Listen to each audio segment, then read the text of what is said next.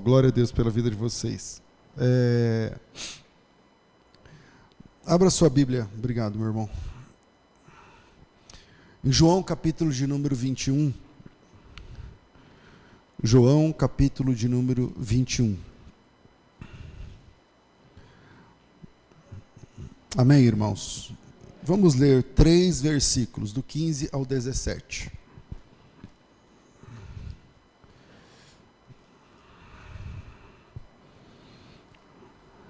João capítulo 21, versículos de 15 a 17. E o tema desse sermão é: o que faz um discípulo perdido voltar? O que faz um discípulo perdido voltar? O texto diz assim: depois de terem comido, perguntou Jesus a Simão Pedro: Simão, filho de João, ou de Jonas, depende da versão que você está lendo, amas-me mais do que a estes outros? E ele respondeu: sim, Senhor, tu sabes que eu te amo. E ele disse: apacenta os meus cordeiros. Tornou a perguntar-lhe pela segunda vez: Simão, filho de João, tu me amas? E ele respondeu: sim, Senhor, tu sabes que eu te amo. E disse-lhe Jesus: pastoreia as minhas ovelhas. E pela terceira vez, Jesus lhe perguntou: Simão, filho de João, tu me amas? E Pedro entristeceu-se entristeceu-lhe por ele ter lhe dito pela terceira vez: tu me amas. E respondeu-lhe: Senhor, tu sabes todas as coisas, tu sabes que eu te amo. E Jesus disse: apacenta as minhas ovelhas. Amém. Bom, esse fato acontece num lugar muito estratégico para o ministério de Jesus, que é o Mar da Galileia. O Mar da Galileia, ele tem vários nomes na Bíblia. Às vezes, você vai ler na sua Bíblia Mar da Galileia, às vezes Lago da Galileia, mas também às vezes ele aparece como Lago de Tiberíades, e também às vezes aparece como Lago de Ginossar, e também às vezes aparece como, deixa eu ver se tem outro, Genezaré, Lago de Genezaré. Seja lá como for, Genezaré, Ginossar, Tiberíades, Mar da Galileia, sei lá, é o mesmo lugar. E o Mar da Galileia fica no norte de Israel. E Jesus inicia seu ministério com base no Mar da Galileia. A base do ministério de Jesus era em Cafarnaum. E em Cafarnaum, Jesus mora numa casa alugada.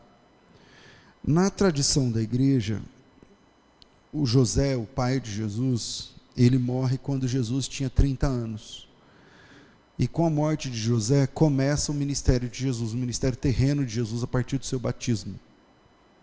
E Jesus vai morar lá em Cafarnaum, baseado ali nas margens, né?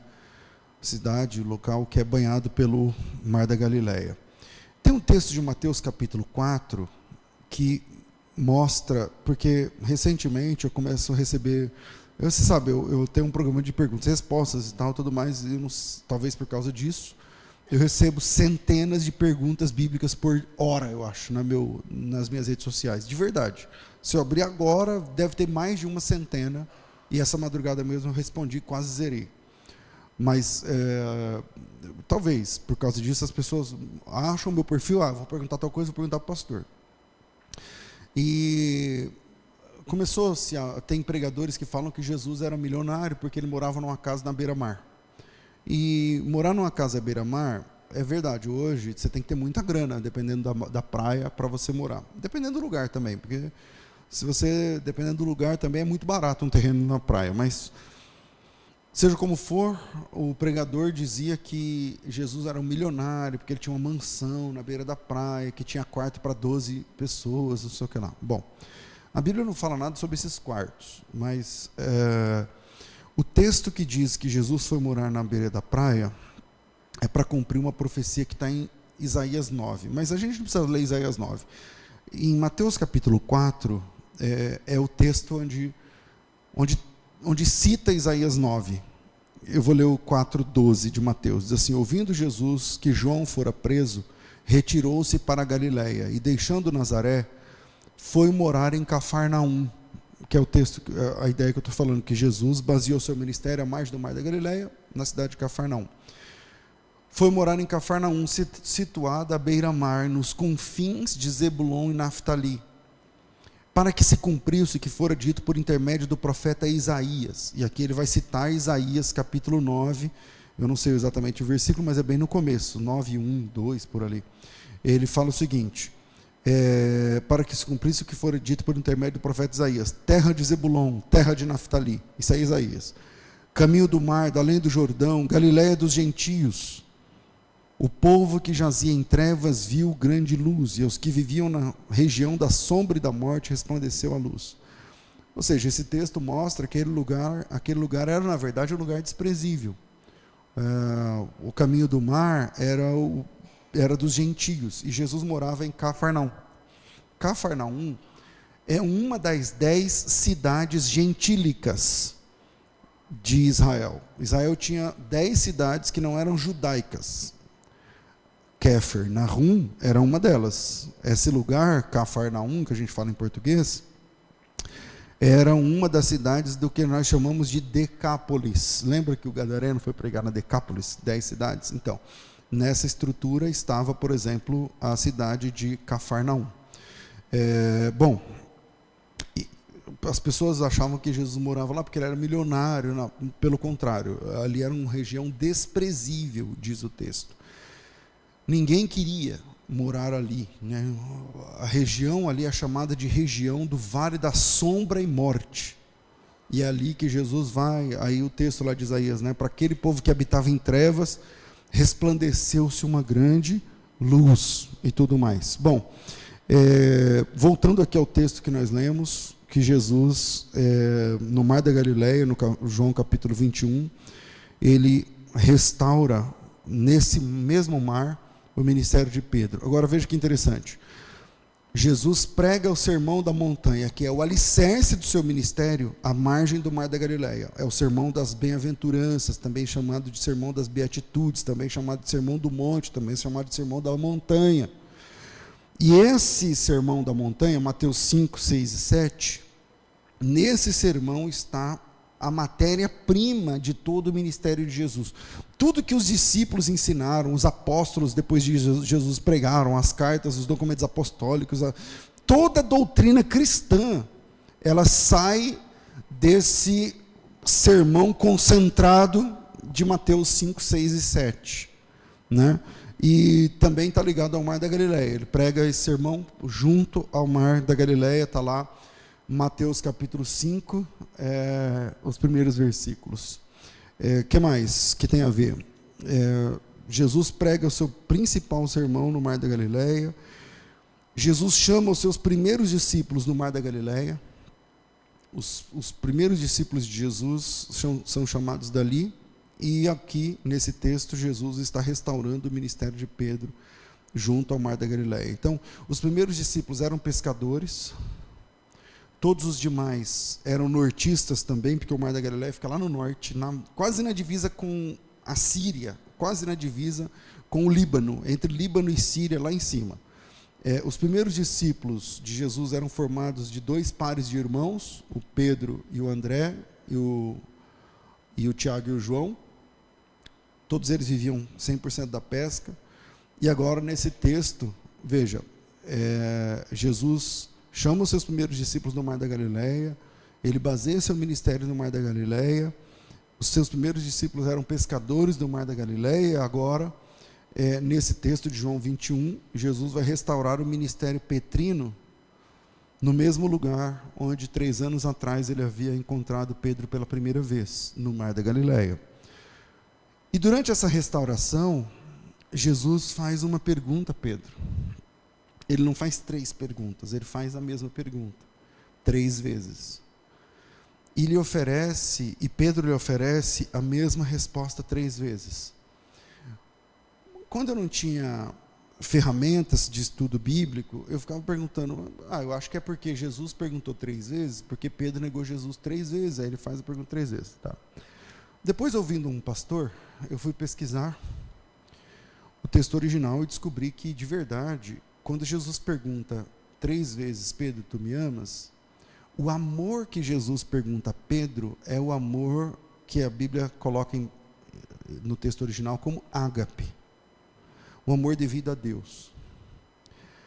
Só que as 3 vezes que Pedro responde, ele não responde com a palavra ágape, ele responde com outro tipo de amor, um amor importante, mas não tão importante como o amor ágape. Ele responde com o amor que a gente chama de filéu.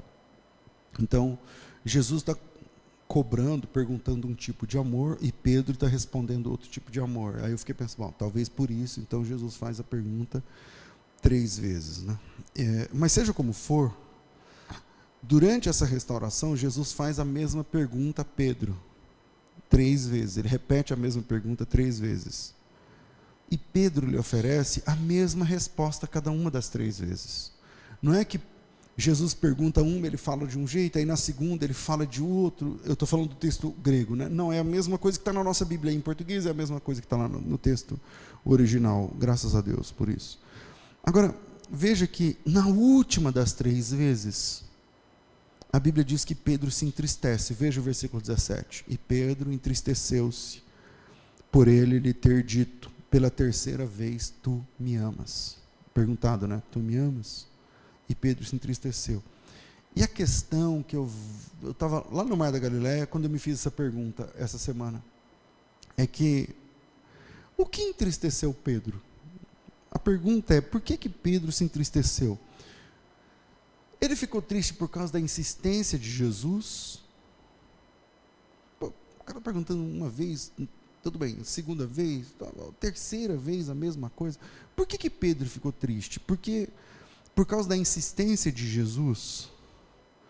Ou Pedro ficou triste porque o amor que Jesus esperava dele não é o amor que ele tinha para oferecer? Ou Pedro estava triste pelo seu pecado, seu passado recente? Ele tinha aprontado recentemente, caído, negado Jesus, tal, vocês conhecem o assunto. Então, por que Pedro estava triste durante as perguntas de Jesus? Pedro, tu me amas? Que é uma mesma pergunta, mas repetida 3 vezes. Ele está chateado, triste, porque Jesus está repetindo? Ele está triste porque o amor que Jesus espera, não é o amor que ele entrega? Ou ele está triste devido ao seu passado? Devido a ele ter sido usado por Deus, pelo Espírito Santo, e mesmo assim, depois dessas experiências, ele ter caído? O que entristece Pedro? O que entristece a gente? É que o tipo de amor e serviço que nós oferecemos é aquém do que Deus espera. O que entristece a gente é a insistência de Deus em nos chamar. O que entristece a gente é a nossa ficha corrida de falhas recentes. O que entristece a gente? Então, vou deixar alguns pontos para a gente pensar nesse assunto. E o primeiro é que a experiência pessoal com Jesus altera o algoritmo da nossa alma. É claro que a alma não tem algoritmo, só para a gente pensar que hoje tudo se fala do algoritmo. Quando você abrir as redes sociais da Vanessa, só aparece coisa de construção e de móveis e de não sei o que e tal, porque ela fica olhando isso daí. E se abrir o meu, começa a aparecer coisa de grego, coisa de não sei o que. Se abrir o seu, aparece coisa, enfim. Por quê? Porque as redes sociais, elas percebem as tendências de cada um de nós, e aí o algoritmo entrega aquilo que você busca e tal, tudo mais. Isso aí você já sabe, a gente está sem tempo. Então, vamos lá. A experiência pessoal com Jesus altera o algoritmo da nossa alma. Quando você tem uma experiência com Cristo, pensa comigo, se o assunto aqui é a queda e a redenção de Pedro. Se as minhas dúvidas fazem sentido. Pedro sabia que o pecado que ele cometera era um pecado imperdoável. Negar Jesus publicamente. Bom, Jesus Cristo disse em Mateus 10:33, abre aí em Mateus 10:33 na sua Bíblia, lê o que está escrito, Mateus 10:32, Jesus disse assim: portanto, aquele que me confessar diante dos homens, também eu o confessarei diante do meu Pai que está nos céus. Mas aquele que me negar diante dos homens, eu o negarei diante do meu Pai que está nos céus.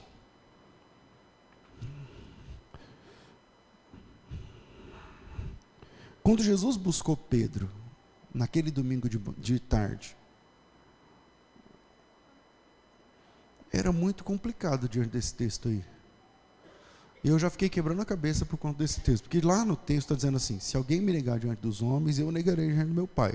Então Jesus, quando busca Pedro, que negou Jesus 3 vezes diante dos homens, estaria Jesus indo contra a própria palavra dele? Essa é uma pergunta a se fazer, não é? Porque Jesus Cristo disse: se alguém me negar diante dos homens, eu o negarei diante do meu Pai que está nos céus. Pedro fez isso 3 vezes. E na última, ele espraguejou, ele blasfemou contra o nome de Jesus. Há uma blasfêmia ali. E só pela blasfêmia, a Bíblia também fala sobre o pecado da blasfêmia, não sei o que lá, beleza.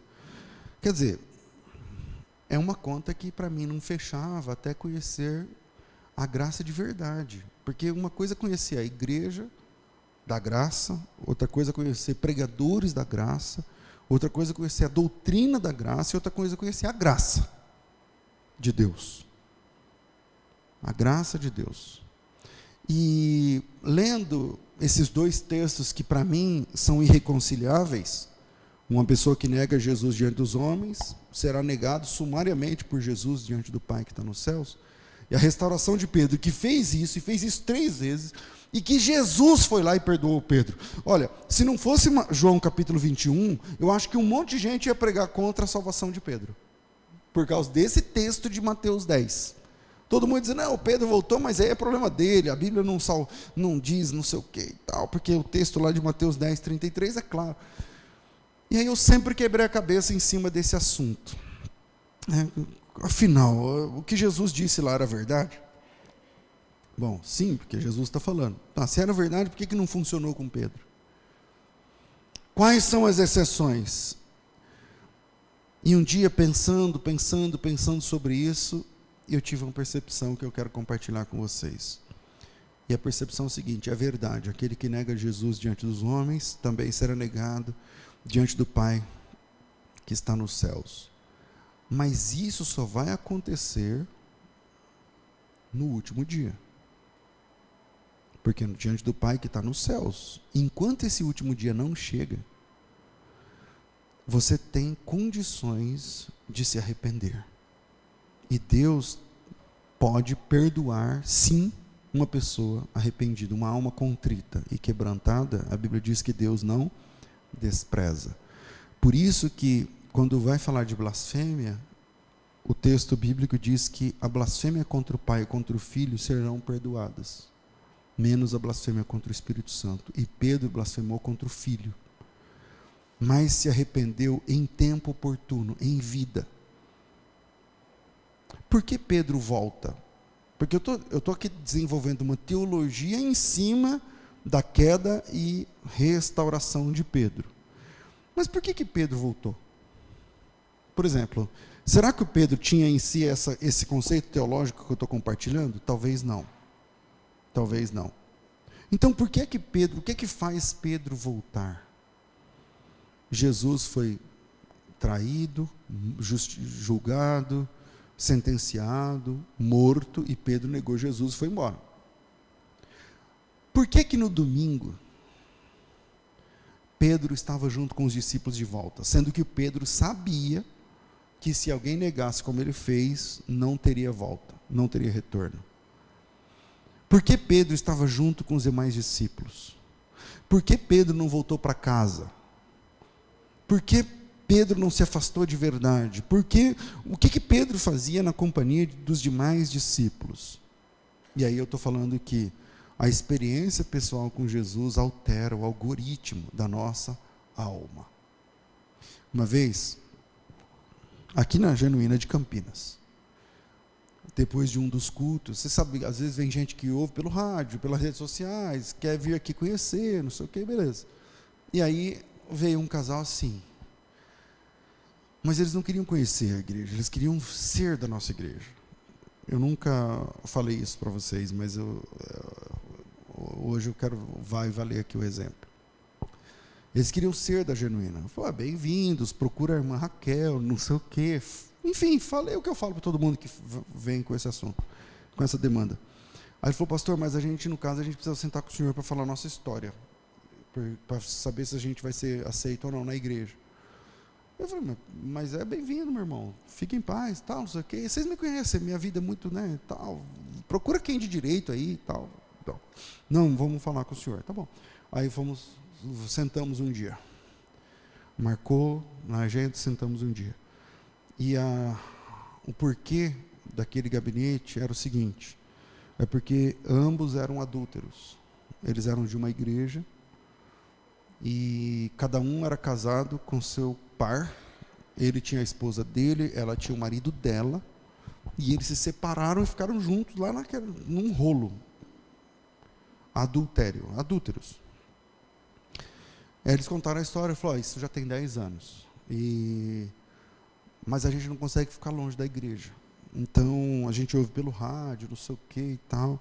Eu queria saber se a gente é bem-vindo aqui na nossa igreja, na Genuína. É claro que vocês são bem-vindos, todos os pecadores são bem-vindos, isso aqui é uma igreja, todos são bem-vindos. Agora, o status de vocês é adultério, vocês estão vivendo em adultério flagrante. Isso é pecado diante de Deus. Então, vocês são muito bem-vindos na nossa igreja, para a gente se abraçar e tal, mas vocês não podem se tornar membros da igreja de Cristo, porque vocês estão em adultério. Tá, e qual é a saída para nós? A saída de vocês é bíblica, é o divórcio. E se ele receber ela de volta, se ela receber você de volta, não sei o quê, eu aconselhei biblicamente. Um aconselhamento duro, porque você acha que é fácil falar isso na cara da pessoa? Não é. Pessoas que amam a mim, por exemplo, por conta das redes, por conta da rádio, não, porque o senhor, a Bíblia, não sei o que lá e tal. Eu falei, então é essa a situação de vocês. Mas vocês são bem-vindos para vir ao culto, ouvir a palavra e tal, mas volta e meia, vocês vão ser confrontados dentro desse assunto, dentro da Bíblia.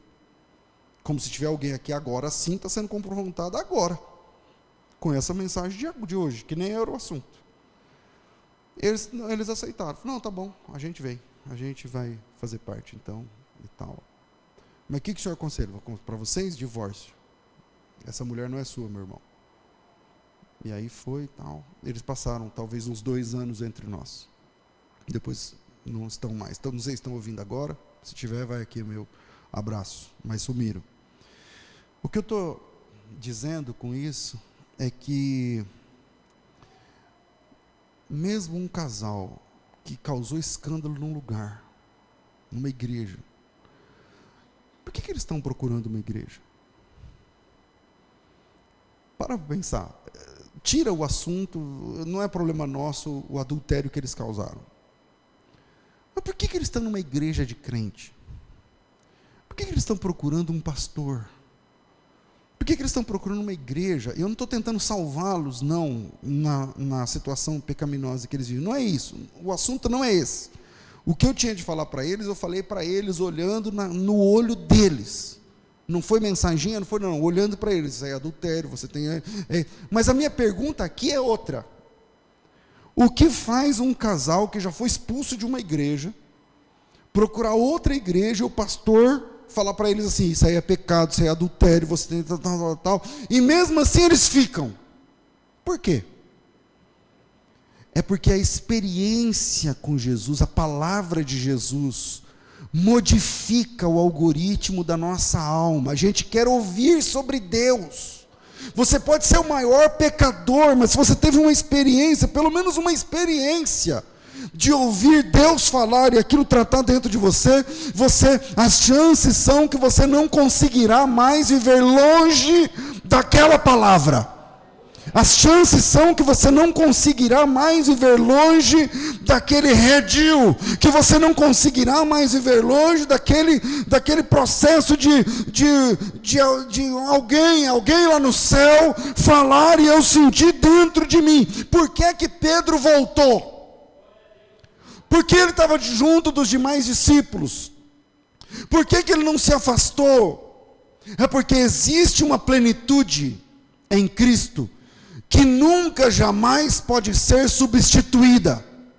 Jesus entrou na vida de Pedro e acessou na vida de Pedro que ninguém jamais havia acessado. E isso não é da minha cabeça, esse é o testemunho petrino. Veja o que diz João 6,68. Respondeu-lhe Simão Pedro: Senhor, para quem iremos nós, se só tu tens as palavras da vida eterna?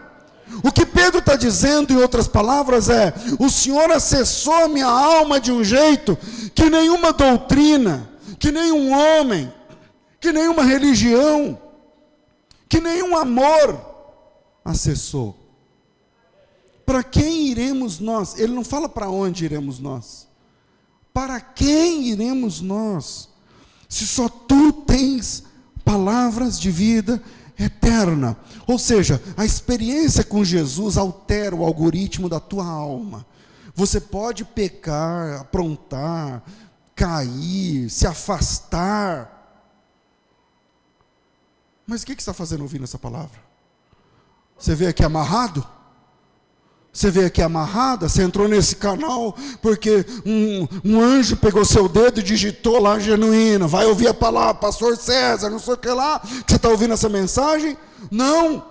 É porque há um vazio no seu coração, há um vazio na sua alma, e por mais que você se afunde no pecado, você tem saudades da presença de Deus na sua alma, na sua vida, na sua história como um todo. Como um todo.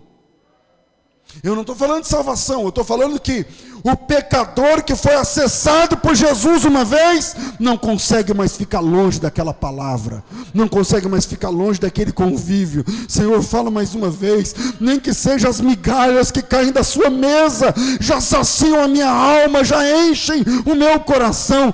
Pedro cometeu um pecado terrível, um pecado do qual Jesus Cristo disse que não havia mais volta. Um pecado do qual ele já havia ouvido que não tinha mais solução. Só que tem uma questão: ele não consegue ficar longe. Ele não consegue ficar longe. Veja em, quer ver? Mateus capítulo 28. Mateus capítulo 28 é o texto da ressurreição. Ou talvez João 19 seja melhor. Coloca aí, João capítulo 19. Eu não sei o versículo, mas talvez seja no começo. Não está aqui no meu esboço, me perdoe, mas vamos lá. Deixa eu ver aqui o versículo 19. Não é o 19, então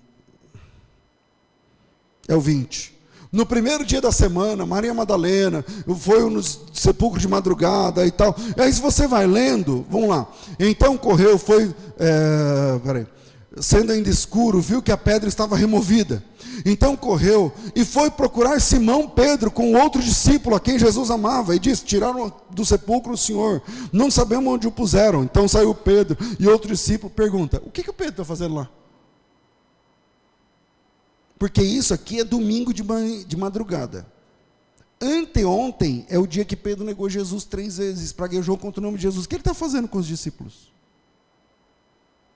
Por que ele está fazendo no cenáculo? O que ele está fazendo junto com os demais? O que é que Pedro faz ali? Pedro cometeu um pecado terrível, do qual ele sabia que não tinha volta. Mas de alguma forma ele não se afasta dos discípulos. Ele não vai embora. Ele não sai. Ele não volta. Ele fica junto. Por quê? Porque Jesus tem alguma coisa que só Ele tem completa o vazio da alma de Pedro. Aliás, Jesus é o ponto de convergência da humanidade. No Evangelho, Jesus é buscado, pensa comigo, pelo principal da sinagoga e por uma prostituta. O que o líder da religião, dos fariseus, que tem que lavar a mão não sei quantas vezes, que tem que não sei... O que o líder da religião e uma prostituta que faz ponto na esquina, o que eles têm em comum para buscar, os dois buscarem a Jesus? O que eles compartilham? Jesus é buscado por um senador, e Jesus é buscado por crianças. O que eles têm em comum? O que uma criança tem em comum com um senador? O que eles compartilham? O que faz? Porque o GPS dos dois apontam para Jesus. Por que é que o compasso, como fala compasso? Não, em português é compass, em inglês, que mira para o norte, como chama? Bússola. Por que que a bússola dos dois apontam para o mesmo norte? Jesus. Jesus, ele é buscado por, sei lá, mães de família e por bandidos. O que eles têm em comum? Jesus é buscado por mendigos, pedintes, e Jesus é buscado por milionários. A depender de Lucas capítulo 18 e 19, no mesmo dia. Ele é buscado por um milionário, um jovem rico, e outro milionário, o Zaqueu, e entre os dois, ele é buscado por um mendigo, cego, com a caneca pedindo esmolas, chamado Bartimeu, no mesmo dia. O que eles têm em comum? O que eles compartilham? Como é a agenda de um milionário e qual é a agenda de um mendigo que balança o chapéu pedindo moedas? O que eles têm em comum? E Jesus é buscado na Bíblia por santos e por desgraçados. O que eles têm em comum? Eu nunca tive resposta para isso, mas tem um pensamento que eu acho satisfatório. A única coisa que eles compartilham é o vazio da alma. O vazio na alma de todos esses e outros que eu não citei são o mesmo. E eles buscam em Jesus uma forma de preencher esse vazio na alma. Preencher o vazio que só Jesus pode preencher. Só Jesus pode preencher. E agora Pedro tem esse vazio. Agora Pedro tem esse buraco. É por isso que ele não consegue sair. É por isso que ele volta. É por isso que você está aqui ouvindo essa palavra. Você podia estar na sua casa deitado dormindo, meu amigo. Depois de aprontar o que você aprontou, você podia estar longe. Mas o que você está aqui? Fazendo o que aqui? Buscando o quê? Querendo o quê? Há um vazio na alma que Pedro, ele, depois de ter negado Jesus daquele jeito várias vezes, inclusive espraguejando contra o nome do Senhor, deve ser por isso que ele não consegue ficar longe. Ele sabia que para ele não tinha mais chance, mas mesmo assim ele está apostando a única coisa que ele tem, que é a possibilidade de ficarmos próximos de Jesus, a possibilidade de ficarmos perto de Jesus, a possibilidade de ouvirmos Jesus. É por isso que no domingo de manhã, quando a mulher, a Maria Madalena, vai ver o túmulo vazio, ela vai procurar os discípulos e o Pedro está junto. Domingo à tarde, a gente trabalhou João 20, vê o 20 e 19, e ao cair da tarde, daquele dia, o primeiro dia da semana, estando os discípulos com as portas fechadas, com medo dos judeus, alguma coisa assim, não é? Ao cair da tarde, as portas fechadas com medo dos judeus, Jesus entrou e Pedro está lá no meio. Agora os discípulos vão no mar da Galileia, pela terceira vez Jesus vai aparecer, e Pedro está junto. O que é que faz Pedro não se afastar?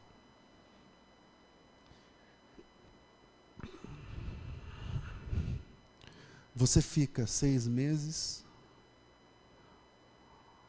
você fica tantos dias, você vê conteúdo impróprio, você fala coisas impróprias ou frequenta lugares impróprios. E está fazendo o que eu vi nessa palavra? É porque a experiência com Jesus alterou. O código-fonte, sabe? O principal da sua alma foi alterado no dia que você teve contato com Jesus. E a partir daquele momento você não é mais a mesma pessoa. E mesmo durante as falhas, e mesmo durante a distância, e mesmo durante o erro, e mesmo enquanto houver vida, é possível que você aposte na misericórdia de Deus. Segundo, a graça é mais poderosa em sua obra do que o pecado foi em sua tragédia. A graça é mais poderosa em sua obra do que o pecado foi em sua tragédia. A graça é mais poderosa. Por que que Mateus 10:33? Vem comigo. Jesus disse assim: se alguém me negar diante dos homens, já era. Eu negarei diante do meu Pai. E aí na minha cabeça, para não falar na nossa, né, eu vou deixar a culpa para mim. Na minha cabeça eu falo assim: não, se o cara falar tal frase publicamente, já era. Porque religioso pensa assim. Religioso pensa assim. Sabe como é que você faz para virar, se tornar um muçulmano? Falando uma frase. Não é um batismo igual a gente tem que se batizar, não sei o que lá. Não, não. Para ser muçulmano é moleza, é mole. É só falar uma frase. E a frase é a seguinte: Maomé, não, Alá é Deus, Maomé é seu profeta. Pronto. Se você falar essa frase na frente de um muçulmano, publicamente, de forma formal, não sei o que lá, pronto, já é muçulmano. Salam aleikum. Pronto, acabou. É a fala. Falou, já era. Então essa é a minha cabeça religiosa, de falar assim: não, Jesus disse, se alguém me negar diante dos homens, eu negarei. Pedro negou, então já era. Ou seja, é uma visão matemática. É uma visão matemática. Isso, então já era. Só que aqui a gente vai ter uma lição sobre a graça profunda. E a graça profunda é aquela que vai buscar o pecador. O pecador, a gente já sabe que a experiência com Jesus altera o algoritmo da nossa alma. A gente não consegue ficar longe. Você pode ficar longe da igreja, mas você está numa roda, não sei o que, a lagriminha, meu irmão, já era. Denuncia que lá dentro está faltando Jesus, que lá dentro está faltando voltar, está faltando comunhão, está faltando. Aí segundo, a graça de Jesus é mais poderosa em sua obra do que o pecado foi em sua tragédia. Em sua tragédia o pecado desgraçou demais. Mas a graça é mais poderosa em recuperar do que o pecado em desgraçar uma pessoa. O pecado arregaça a sua alma, mas a graça, a Bíblia diz que onde abundou o pecado, vocês lembram? Superabundou a graça. Vamos para o texto na vida de Pedro. Vocês conhecem o texto. No dia da ressurreição de Jesus, a julgar pelo segundo evangelho, e olha que interessante, na história da igreja, o segundo evangelho, que é o de Marcos, ele é o mais antigo. O mais antigo dos 4 evangelhos é o de Marcos. Não é o de Mateus, que para nós aparece primeiro. As fontes dos textos originais mais antigas são as de Marcos. Ou ele é escrito antes. E o evangelho de Marcos era considerado na história da igreja como o evangelho de Pedro. E por que era considerado o evangelho de Pedro? Porque o subsídio de Marcos é dado por Pedro. Porque lembra que Paulo foi criado aos pés de Gamaliel? Pois é, Marcos foi criado aos pés de Pedro. Então Pedro era um tipo de mentor de Marcos. Por causa disso, o segundo evangelho era conhecido como o evangelho de Pedro. voltamos aqui ao texto. Em Marcos capítulo 16, no dia da ressurreição, está escrito assim, o texto. Marcos capítulo 16, vai falar sobre aquele domingo, o primeiro dia da semana, da ressurreição de Jesus. E para não ler todo ele, vamos direto no versículo, eu não sei o versículo, talvez o versículo 7. Diz assim, vamos lá? Não, versículo 3. Diziam umas às outras, quem removerá a pedra do túmulo? A gente leu isso em em João 20, lembra que a mulher estava indo lá e viu que a pedra estava removida. Antes de chegar lá, em João 20, ela estava pensando, quem vai remover a pedra do túmulo? Aqui é uma outra câmera do mesmo momento que Maria Madalena vai no túmulo. 16:4 de Marcos. E olhando, viram que a pedra já estava removida, porque era muito grande. Entrando no túmulo, viram um jovem assentado ao lado direito, vestido de branco, ficaram surpreendidos e atemorizados. Ele, porém, lhes disse, não vos atemorizeis, buscais a Jesus Nazareno, que foi crucificado. Ele ressuscitou, não está mais aqui. Vede o lugar onde o tinham posto. Mas ide, dizei aos discípulos e a Pedro que vai adiante deles para Galiléia. Bom, esse mesmo texto, esse mesmo momento, retratado por Mateus, não mostra essa história de diga aos discípulos e ao Pedro. Vai dizer só, diga aos discípulos que ele vai adiante deles para Galiléia. Mas aqui em Marcos, fala assim, diga aos discípulos e ao Pedro que ele vai diante deles para a Galiléia. A graça, ela é mais poderosa do que o pecado. O que a graça está fazendo aqui é que Jesus, ao ressuscitar, deixou lá 2 anjos e falou assim para eles, vai aparecer um pessoal aqui, atrás de mim. Vai aparecer um pessoal aqui, a Maria, a outra Maria, não sei mais quem, elas vão estar com baldes para ungir meu corpo, mas meu corpo não está mais aqui. E quando elas chegarem, você diz assim para elas que eu ressuscitei, não estou mais aqui. E que em vida eu havia marcado o encontro com eles, porque é verdade. Jesus, lá em Mateus capítulo 26, deixa eu achar esse texto, em Mateus capítulo 26, versículo 32, Jesus diz assim, mas depois da minha ressurreição, eu irei adiante de vós para Galiléia, ali ali me vereis. Bom, Jesus tinha um encontro marcado com eles, na Galiléia. E quando Jesus ressuscita, ele deixa o anjo ali e fala para ele, vai chegar um pessoal aqui. Fala para eles que eu já ressuscitei, que não estou mais aqui. E para eles irem para Galiléia. De Jerusalém para Galiléia é uma viagenzinha de quase 180 km. É longe. E o que Jesus está dizendo para eles é o seguinte, fala para eles irem para Galiléia, porque eu vou estar lá na Galiléia. Eu não vou me encontrar com eles aqui, eu vou me encontrar com eles lá na Galiléia. Isso em Mateus capítulo 28. Isso em João capítulo 19. Mas em Marcos capítulo 16, o anjo diz assim, diga aos discípulos e ao Pedro, que vá adiante deles para a Galiléia. Ide, dizei aos discípulos e a Pedro, que ele vai adiante de vós para a Galiléia. O que esse texto está mostrando para mim e para você? Que no dia da ressurreição, Jesus ofereceu graça a Pedro, diante daquela história de que se alguém me negar, eu negarei diante do meu Pai.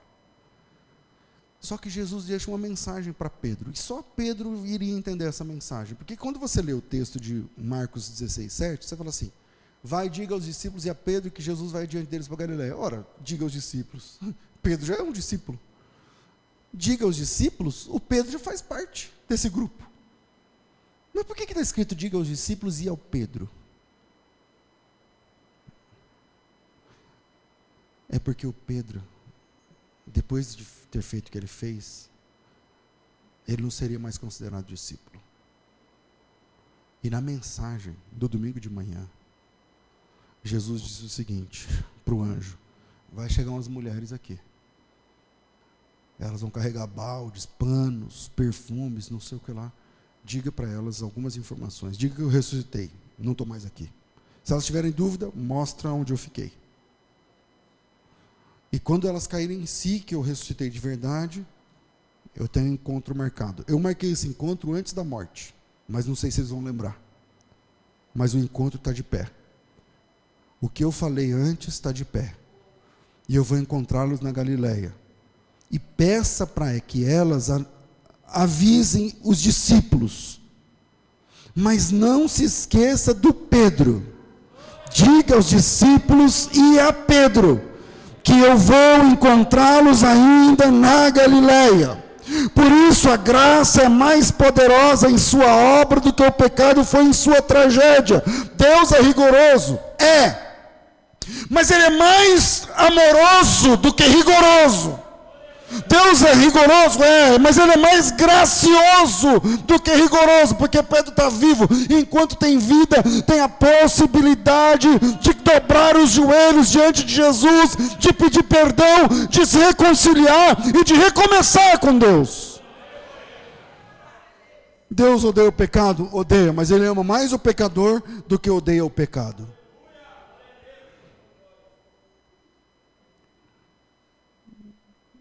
Deus não está brincando de ser salvador.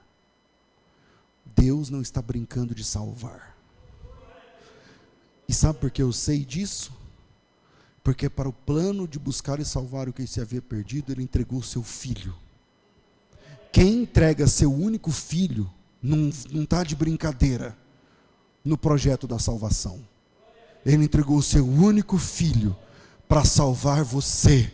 Ele entregou o seu único Filho para redimir você. Ele entregou o seu único Filho. E quem entrega o seu único Filho, não veio para brincar de ser Deus. Não está brincando de ser Salvador. Ele colocou, derramou o sangue do seu único Filho para salvar. Significa que Ele não está brincando de ser Deus. Ele não está brincando de ser Salvador. Amém, irmãos? Terceiro, e a gente termina. A graça de Deus é a graça que refaz. A graça de Deus é a graça que refaz. Quando eu leio no texto,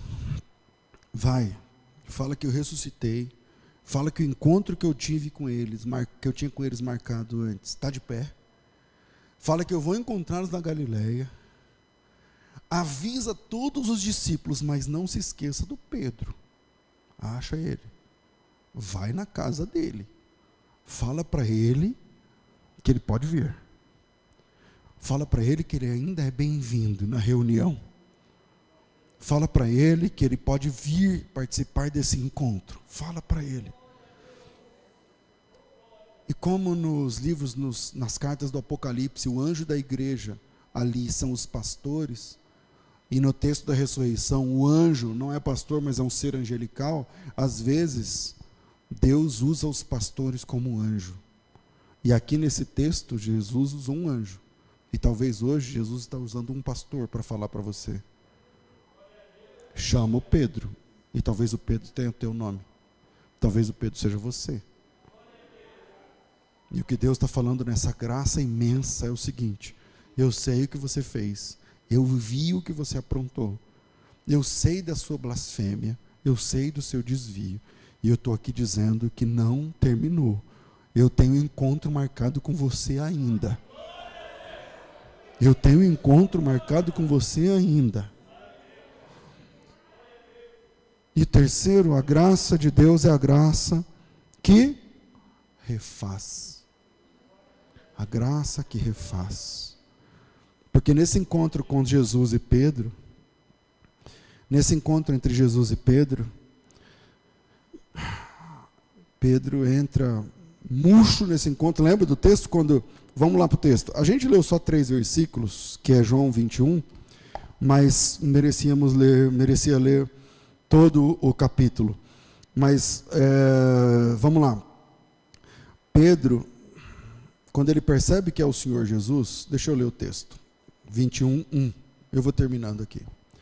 Depois disso, tornou Jesus a manifestar-se aos discípulos no mar de Tiberíades, e foi assim que ele se manifestou. Estavam juntos Simão Pedro, Tomé, chamado Dídimo, Natanael, que era da Caná da Galileia, os filhos de Zebedeu, e mais 2 dos seus discípulos.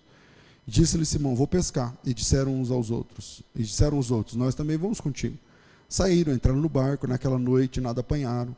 Mas ao clarear da madrugada, Jesus estava na praia. Todavia os discípulos não reconheceram que era ele. Perguntou-lhe Jesus: filhos, tem alguma coisa de comer? Respondeu: não. Então disse ele: lançai a rede do lado direito do barco e achareis. E assim fizeram, e já não podiam puxar a rede de tão grande quantidade de peixes. Aquele discípulo a quem Jesus amava disse a Pedro: é o Senhor. Pergunta: por que esse discípulo disse para o Pedro? Porque não tinha só o Pedro, tinha uma galera, tinha 7 discípulos ali. Por que ele falou para o Pedro: é o Senhor? Porque Pedro não fazia mais parte, entende? Tanto é que o Pedro fez quando ele ouve isso? Ele sai do barco. Fala: então isso aí não é comigo. Ele olha para o Pedro e fala: sujou, é o Senhor. O Pedro pula na água. Diz a Bíblia: disse a Pedro: é o Senhor. Simão Pedro, ouvindo que era o Senhor, cingiu-se com as suas vestes, porque havia se despido, e lançou-se ao mar. Mas os outros discípulos vieram no barquinho, puxando a rede com os peixes, porque não estavam distantes da terra, senão quase 200 côvados. Ao saltarem da pedra, viram ali brasas em cima peixes. Brasa e peixe. Se não tinha peixe, onde é que Jesus arrumou o peixe que estava em cima da brasa? E havia também pão. Disse-lhe Jesus: trazei alguns dos peixes que acabaste de apanhar. Simão Pedro então agora entrou no barco, arrastou a rede. O que o Pedro está fazendo junto? Você não tinha que ele tinha saído do barco, pulado do barco. Arrastou para a terra a rede com 153 grandes peixes. Não obstante serem tantos que a rede não se rompeu. E disse-lhe Jesus: vinde e comei. Nenhum discípulo ousava perguntar: quem és tu? Porque sabiam que era o Senhor. Veio Jesus, tomou o pão e lhes deu. De igual modo, está vendo essa leitura, essa cadência? Tomou o pão, nos deu. De igual modo, agora o peixe, e deu. Depois de terem comido, Jesus perguntou a Simão Pedro: Simão, filho de Jonas, amas mais do que a esses outros? Mais do que esses outros? E ele disse: sim, Senhor, tu sabes que eu te amo. E Jesus disse: apacenta os meus cordeiros. Aí vai fazer a mesma pergunta 3 vezes. E a gente já falou sobre isso aqui na introdução. A graça de Deus é a graça que refaz. Aonde Jesus encontrou Pedro a primeira vez?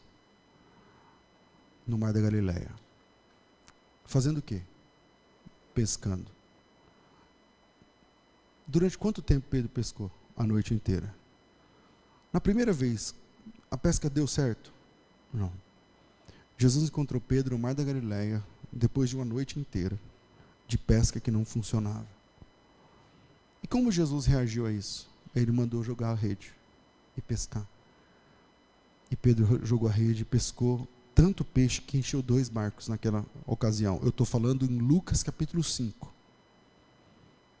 E agora, 3 anos e meio depois, aí está o Pedro no mesmo lugar, no mesmo mar. Talvez com o mesmo barco, a Bíblia não diz. Mas com a mesma frustração de tentar e não conseguir. E aí chega Jesus e faz a mesma pergunta: tem peixe? Não. E aí Jesus dá a mesma ordem: joga a rede, vai pescar. E eles obedecem a ordem, e a rede se enche, de novo.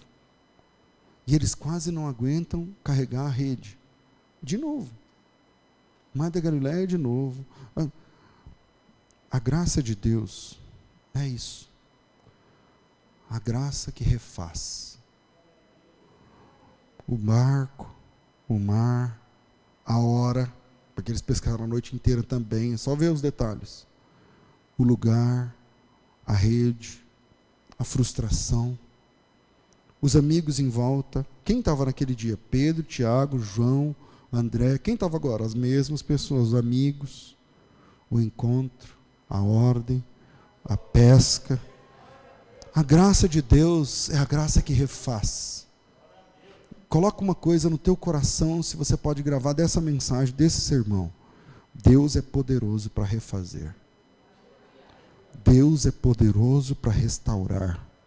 Deus é poderoso para refazer processos. Deus é poderoso para refazer, recriar, recomeçar, redimir, restaurar, recolocar, retomar, repetir, recriar, refrigerar. Deus é poderoso para refazer. Depois da pesca, o reconhecimento. É o Senhor. O Pedro pula no mar. Para onde ele vai? Você pula no mar da Galileia. Para onde ele vai? Pula no mar, você vai fugir para onde? O único lugar é o barco. Ele pulou no mar. Para quem ele vai? Lembra da fala de Pedro? Para quem iremos nós? Agora ele pula dentro do mar. Para onde ele vai? Para quem ele vai?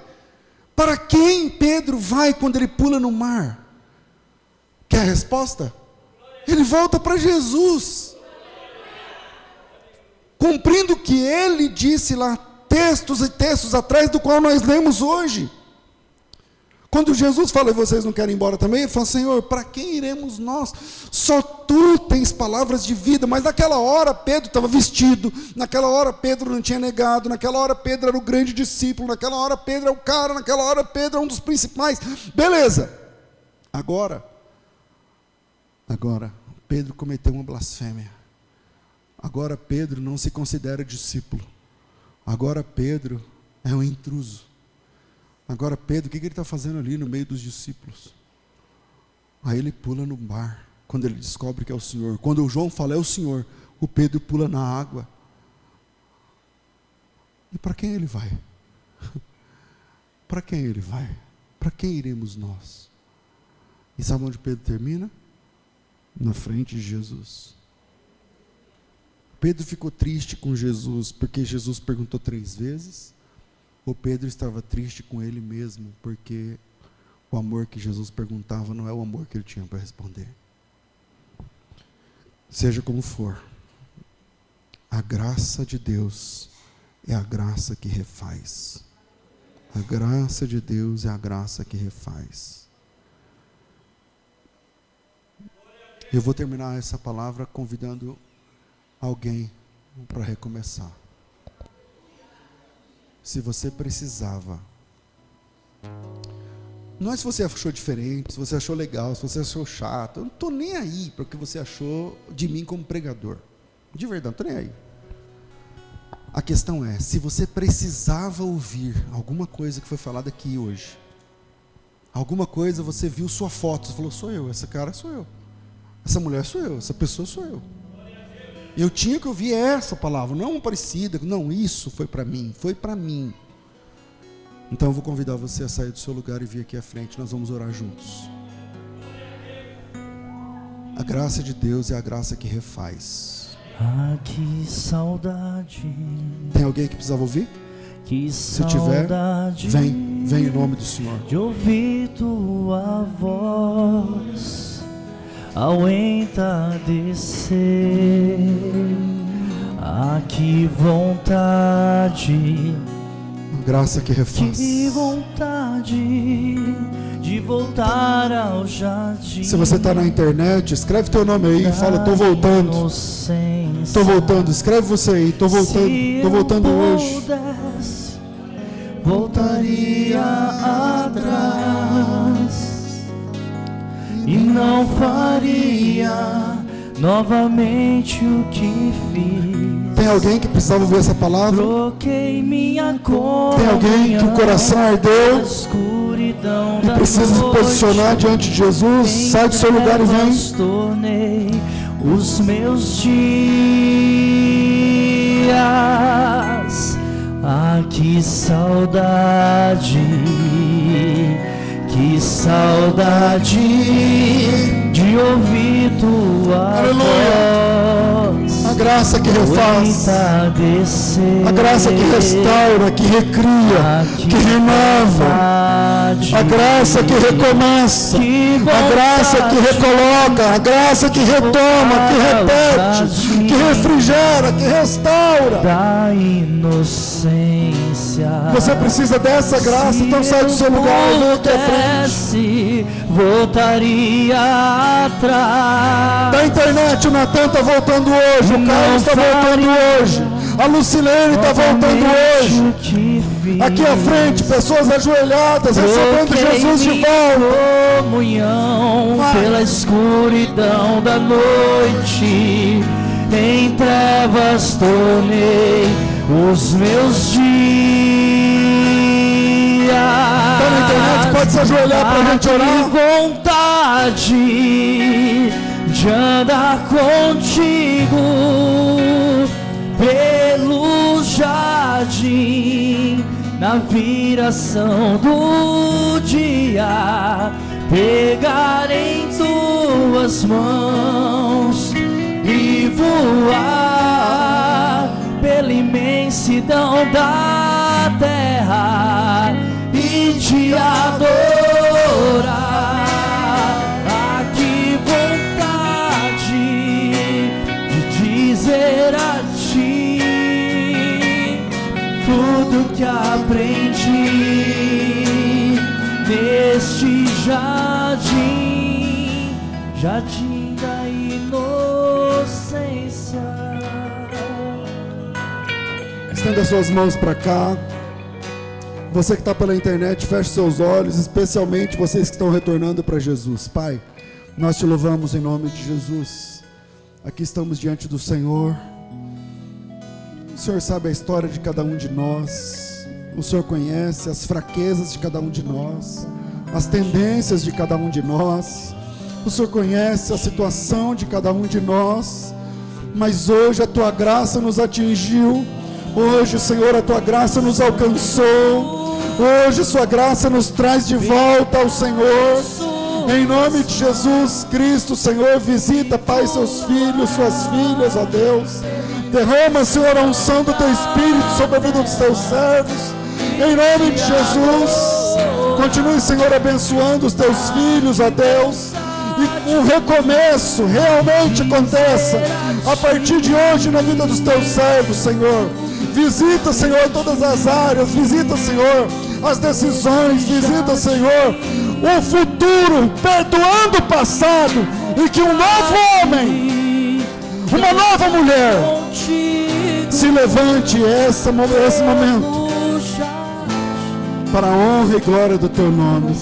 Assim oramos e oramos agradecidos. Pegar em tuas mãos e voar pela imensidão da terra e te adorar. Ah, que vontade de dizer a ti tudo que aprendi neste jardim, jardim da inocência.